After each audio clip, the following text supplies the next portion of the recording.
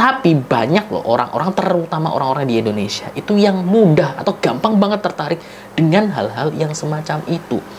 Dengan orang misalnya pamer mobil, pamer rumah, pamer kekayaan, liburan di sini katakanlah. Dengan besar, itu setelah diklik, maka kamu sudah terinfeksi virus. Sehingga si pelaku ini bisa mengambil data-data kamu. Apalagi kalau misalnya kamu punya bank dan sebagainya kan, mobile banking dan sebagainya, itu sangat-sangat berbahaya. Hati-hati atau waspada, jangan sampai tertipu pada penipuan program afiliasi.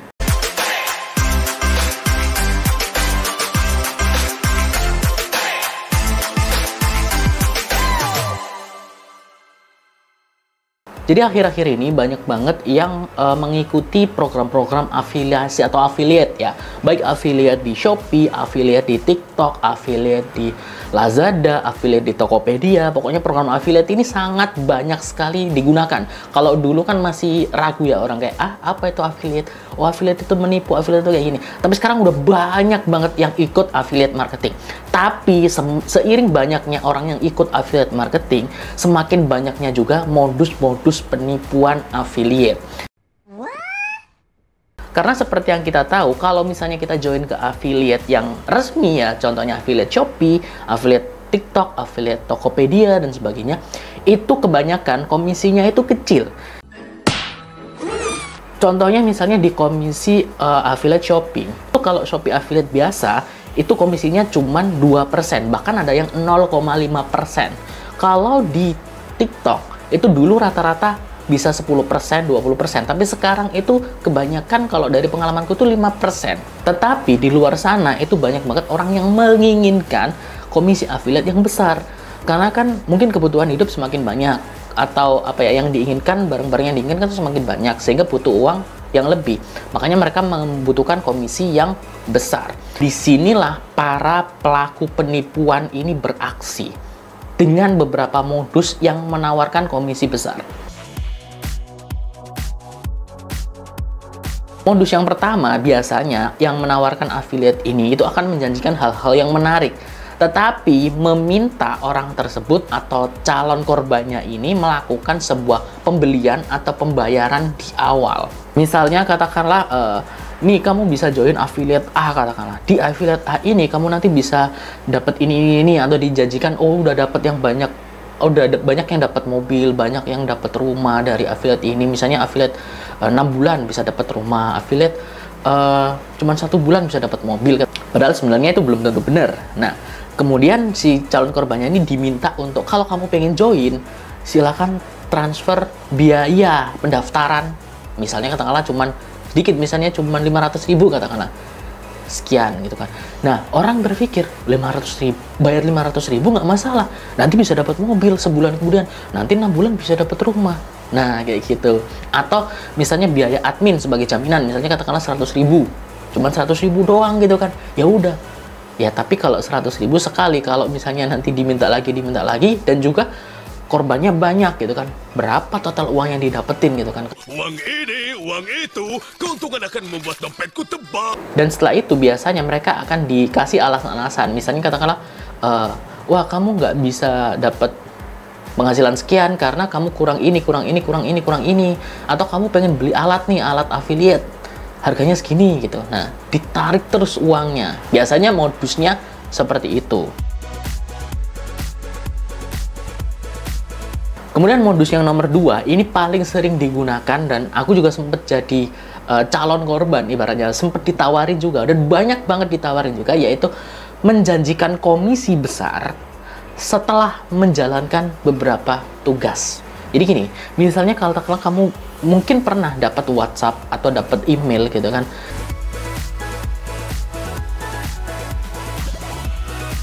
bagi misalnya katakanlah kita yang affiliate-nya misalnya di Shopee yang komisinya cuma 2%, affiliate di TikTok yang mungkin cuma 5% gitu kan, affiliate di Tokopedia yang berapa persen kayak gitu. Itu kan kayak kamu harus menjalankan beberapa tugas. Silakan chat WA untuk informasi lebih lanjut. Nah, setelah di WA kita disuruh misalnya katakanlah menjalankan beberapa tugas, seperti misalnya buka website, ngisi captcha, ngisi kuesioner dan sebagainya. Padahal sebenarnya itu berpotensi untuk masuknya sebuah virus-virus atau sebuah apa ya, kayak alat untuk ngehack mobile kamu atau handphone kamu.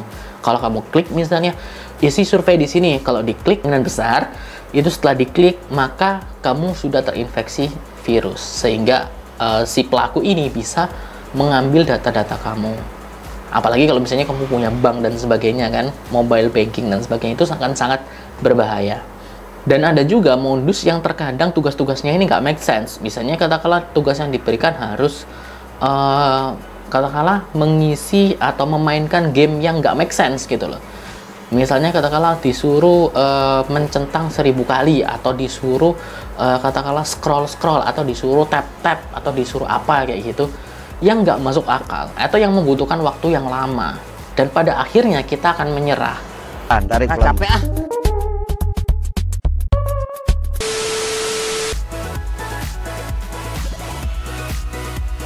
Kemudian modus selanjutnya adalah testimoni palsu dari rekanan si penipu ini. Ini banyak banget dilakukan gitu, apalagi dulu ada beberapa kasus yang besar gitu kan, yang membayar orang atau rekan atau partner untuk memberikan testimoni palsu. Ini misalnya katakanlah si pelaku ini membayar baik itu artis terkenal maupun orang biasa, biasanya untuk memberikan kesaksian atau testimoni bahwa dia sudah menggunakan affiliate ini dan sudah mendapatkan ini. Itu banyak sekali digunakan, meskipun itu terkesan kayak strategi atau modus yang jadul ya, tapi jangan salah loh, itu banyak sekali memakan korban. Jadi modus-modus yang seperti itu justru banyak modus yang jadul seperti itu, meskipun kita semua tahu ya, mungkin kalian yang paham tentang internet, paham tentang pokoknya wawasannya luas gitu kan, mungkin alah gitu aja kalian mungkin akan curiga, oh pasti ini palsu, oh pasti ini, kalian akan mencari tahu. Tapi banyak loh orang-orang, terutama orang-orang di Indonesia itu yang mudah atau gampang banget tertarik dengan hal-hal yang semacam itu. Dengan orang misalnya pamer mobil, pamer rumah, pamer kekayaan, liburan di sini katakanlah, yang sebenarnya itu mungkin hanya sewaan aja, itu mungkin hanya ya palsu gitu loh. Tapi bohong. Tapi hal itu masih ampuh untuk menarik terutama market Indonesia. Kemudian yang nomor 4 ini yang agak-agak bisa jadi kecolongan kalau kita nggak waspada. Banyak penawaran-penawaran affiliate yang menggunakan komisi besar yang mengatasnamakan brand atau produk terkenal. Ini banyak loh. Contohnya misalnya dulu gue juga pernah mengalami gitu, ditawari gitu kan. Misalnya katakanlah dulu pernah ditawari program affiliate-nya Shopee yang dengan komisi yang besar katakanlah. Tapi ini bukan dari Shopee, tapi orang lain yang mengatasnamakan Shopee. Zaman-zaman kalau kalian tahu TikTok mau ditutup gitu kan. Nah, ini ada beberapa email yang masuk yang menawarkan bahwa TikTok akan buka lagi dan komisinya akan besar kalau kamu jadi affiliate dengan cara ini gitu. Tapi itu bukan TikTok, itu orang lain, oknum yang mengatasnamakan TikTok. Itu banyak sekali gitu loh, dan kita diminta melakukan banyak hal. Misalnya diminta mendaftar di situs ini, tapi situsnya itu bukan situs resmi brandnya gitu. Situsnya itu pokoknya mirip banget, dibuat mirip banget sama ininya, misalnya sama Shopee, dibuat mirip banget sama Shopee, tapi itu bukan. Itu mirip banget. Dulu kalau nggak salah ada yang domainnya pokoknya mirip. Shopee kan SHOPEE gitu ya. Itu ada yang SHOPE, ada yang SOPI kalau nggak salah ya.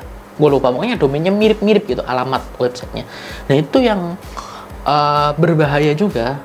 Ya selain data kita bisa tercuri atau kena hack, kalau misalnya kita menjalankan sesuatu katakanlah, apalagi diminta membayar sesuatu, makanya waspada. Memang beberapa brand katakanlah Tokopedia affiliate pernah juga menawarin, Tokopedia yang asli ya pernah juga menawarkan program affiliate yang ya ada beberapa program affiliate. Lazada juga sering banget menawarkan kayak ada event affiliate gitu kan, misalnya promo gajian atau promo apa gitu. Terus kemudian disuruh ngisi form dan sebagainya. Terus TikTok juga pernah waktu itu untuk mendapatkan sampel produk gratis gitu kan, kita harus mengisi data dan sebagainya, atau untuk ikut event dan sebagainya. Itu banyak sekali yang dari officialnya, yang dari resminya gitu. Dan juga banyak yang dari yang mengaku-ngaku official. Maka teman-teman perlu waspada, perlu hati-hati. Kalau misalnya nama brand perlu bener-bener dicek ya, dari nama emailnya, kalau misalnya dari email ya, dari emailnya dulu. Kemudian kalau dari WhatsApp, nah itu jangan langsung percaya. Kebanyakan ini dari WhatsApp itu mengaku-ngaku gitu loh. Ya kak, saya ini customer service atau admin affiliate atau PIC, katakanlah affiliate ini. Tapi dari misalnya Shopee-nya resmi atau dari TikTok-nya resmi, pokoknya dari brand aslinya itu resmi, itu nggak mengatakan akan ada PIC atau akan ada admin atau customer service atau seperti apa gitu, nggak ada. Nah itu teman-teman perlu waspada, itu banyak sekali tersebar. Gue share beberapa modus penipuan ini bukan karena ini apa yang akan dilakukan, tapi ini sudah dilakukan dan korbannya itu banyak banget. Nah sebenarnya kenapa sih orang-orang itu mudah banget untuk tertipu penipuan program affiliate seperti ini? Ya kemungkinan kalau menurutku ya secara pribadi, itu kemungkinan yang pertama karena mereka kecewa dengan program affiliate yang resminya, yang dari ya seperti yang gue bilang tadi, komisinya itu kecil banget. Makanya mereka kecewa, sehingga yang didapetin kecil kan. Nah setelah mereka kecewa, akhirnya mereka mencari pelarian. Wah gimana nih caranya nih? Nah, kalau ada yang singkat atau instan, yaitu tadi ditawarin ini, akhirnya kan, oh instan, wah enak nih, komisinya besar, kayak gitu. Sehingga mereka mudah tertipu. Padahal sebenarnya solusi yang, kalau menurutku ya, solusi yang sebenarnya itu bukan, gini, bukan kita mencari alternatif, tapi bagaimana kita mengoptimalkan affiliate-affiliate yang sudah ada. Contohnya misalnya katakanlah dari Shopee Affiliate, itu komisinya cuma 2%. Bahkan gue pribadi menerima komisi itu 0,5%, karena kan kategori elektronik ya. Jadi komisinya itu cuma 0,5%. Bayangin, 0,5%. Katakanlah nih, ada barang elektronik harganya 100.000. 100.000 itu gue cuma dapat komisi 500 rupiah. Jadi setiap 100.000 barang elektronik yang berhasil gue jual, gue cuma dapat 500 rupiah. Sedikit gak? 500 rupiah buat apa gitu kan? Tapi kalau gue berhasil jual katakanlah 10, berarti gue dapat 5.000. Kalau gue berhasil jual 100, berarti gue dapat 50.000.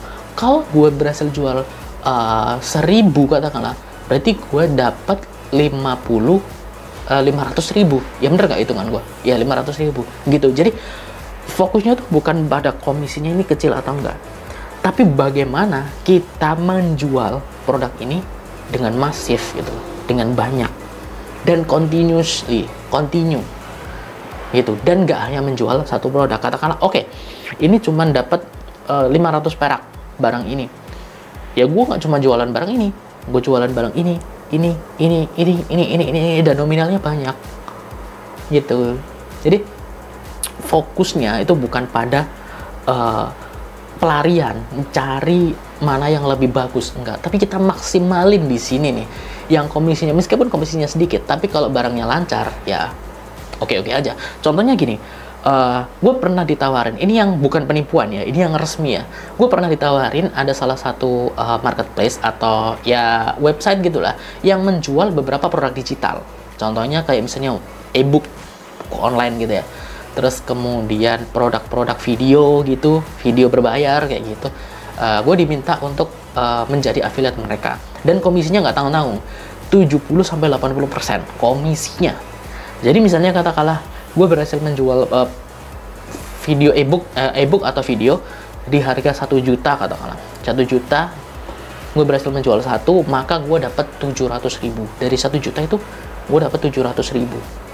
Gila, gede kan? Tapi gue nggak ambil. Kenapa? Karena ya berdasarkan apa yang gue tahu dan market gue ya. Jadi kayak apa, calon pelanggan yang bisa gue marketingin itu akan sangat susah untuk membeli produk-produk digital. Contohnya e-book atau video.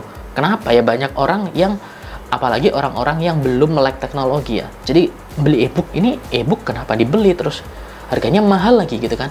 Nah, gue yakin transaksinya akan sedikit ya, meskipun gue bisa jual gitu kan, paling cuma 1 atau 2 gitu kan. Ya kalau 1 atau 2 berarti gue dapat 700.000 atau 1.400.000.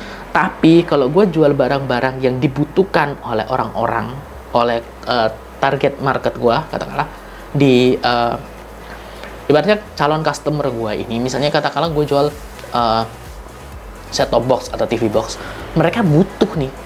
Gue jual antena, mereka butuh nih. Mereka tahu fungsinya untuk apa nih antena, makanya mereka beli. Gitu. Even komisinya kecil, tapi kalau yang beli banyak, maka penghasilan ini akan mengalahkan pendapatan yang di ebook ini, yang komisinya 70% ini. Gitu. Dan sudah terbukti gitu loh.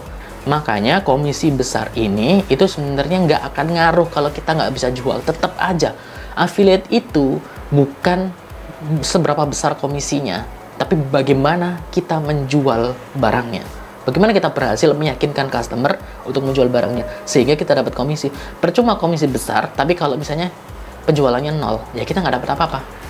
Atau komisi besar penjualannya cuma 1, ya kita cuma dapat 1 aja. Tapi kalau komisi kecil hasilnya banyak, penjualannya banyak, kita akan dapat banyak juga. Itu yang perlu difokuskan, penjualan banyak itu. Oke teman-teman, semoga informasi tadi membantu dan mengedukasi teman-teman yang masih tertarik atau tergiur dengan komisi-komisi besar, komisi affiliate besar, dan jangan sampai itu tertipu. Ya meskipun itu ada yang bener, ada yang hoax, ada yang beneran menghasilkan, ada yang penipuan. Semoga membantu. Jangan lupa untuk klik tombol like dan subscribe channel ini dan nyalakan notifikasinya. Dan sampai jumpa di video selanjutnya. Dadah.